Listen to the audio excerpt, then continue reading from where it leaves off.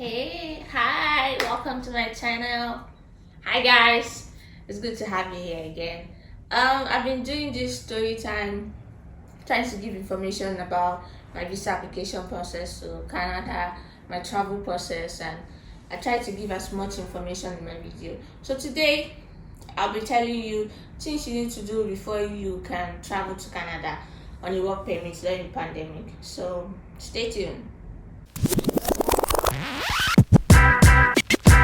So, if you've not subscribed to my channel, what are you waiting for? Please do click on the subscribe button down below, drop comments, let me know what you think about these videos, like the videos, and thank you very much. This will help me, support me, and know that, oh hey, I'm doing something nice, something good, something helpful to somebody else. Alright, so, in no particular order, I'm going to state some of the things I had to do before, preparing for my travel date. So one very important information I don't want you to forget is that always check the IRCC website for updated travel information. During this pandemic period, a lot of things change. Like a lot of things change. In the next 24 hours, you can hear that they say if you are not vaccinated, you can't come in, and you don't want to be caught unawares. So you need to always check the travel information on that website to know the latest info and know how it applies to you. In my case, some few days to my travel date, they cancelled the compulsory hotel stay. That's a mandatory 3-day hotel stay, which you have to stay in an hotel to get your COVID test result. And what that meant for me was that I would save $2,000, but it also meant that I needed to get a place to stay for the first 3 days of my arrival to replace the airport stay. Airport hotel stay, if you get what I mean, so you not get stranded. So very important. So you need to keep all the visa application documents handy. So don't say because you've gotten your visa, you can now throw away and dispose those documents. No. They can request it of you. They can request any of these documents from you at the airport or even while you're entering the country. So keep all these documents, they are very important. Another one is get a place to stay. Of course, rent a house if that's applicable to you, family or friends if that's your own interest of staying or somewhere possible to stay. Get an Airbnb to stay. Just make sure you get a place to stay, make it available, book it, have the amendment on ground. So another very important one is get your employer to write you a one-pager employment letter. This is very important because you need to show this at the airport. So this shows that yes, you have an employment, you have a job opening, but is it recent, is it current, is it valid?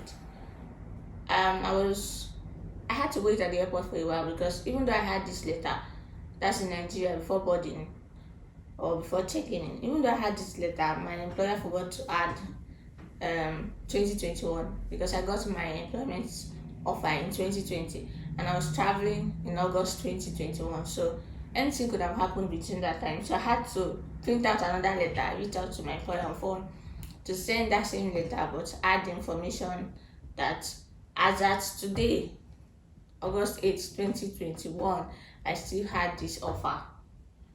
So ensure that letter is written and it shows to be sent information, let's say at least a month or 2 or some days to your travel date. It should include your company letterhead, contact of your employer, the name of the employer, the role of the employer that is writing this letter, the signature and date, your full name, your role, your company name, your recent offer date, your job title, the number of hours you'll be working for per week. All this must be in the letter. I think I have a sample. I'll drop a sample in the description section below.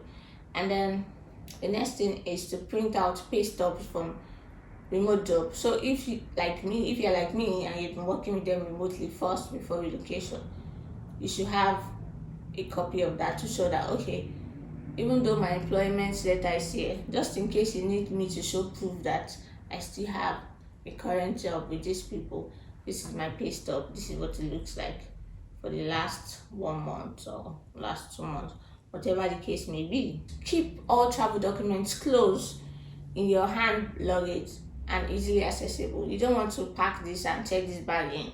No, this is something you need to keep close in maybe your handbag or something that you're moving around with, because this is your passport to entering the country. You have to do some pre-registration. So if you're like me and you're not vaccinated at the point of your travel, you have to register on switchhealth.ca website. So these are people handling the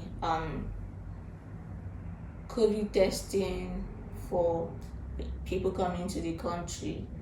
So just pre-register on their website before your travel dates. But if you don't pre-register, you can do that at the airport as well. It just means that you spend more time there. Also ensure to pre-register on the ArriveCan app, which is you have to do this 3 days before your travel date. So you put your travel itinerary, your location where you'll be staying, basically to keep track of you and know that, okay, are you eligible to enter the country? And when you enter the country, if at all there's any problem, they can reach out to you easily with that information. And very importantly, once you arrive in Canada, if you are not vaccinated, if you're not vaccinated, or even if you're vaccinated, I'm not sure at this point, but I know you have to do daily check-ins on that app to be sure that, okay, you are still okay, you don't have any symptoms and all that. So that's why that's very important. Save the receipts from the ArriveCan app, because you're going to be showing it to one of the officers on arrival. Then, of course, very importantly, you book your flight. Because how will you travel without booking your flight? Book your flight, take your COVID test a few days to 72 hours or so, depending on your airline, the flight you're taking and the travel rules around the country. Book your flight, take your COVID test, print it out, keep it closed. If you are vaccinated, print out your proof of vaccination. And again, because it's very important, always check the IRCC website to get your updated information. So this is it. These are things you need to know. If there's anything I skipped and maybe you have information about it, you can drop it in the comment section below. Thank you guys for watching. Subscribe to my channel and see you on my next one. Bye.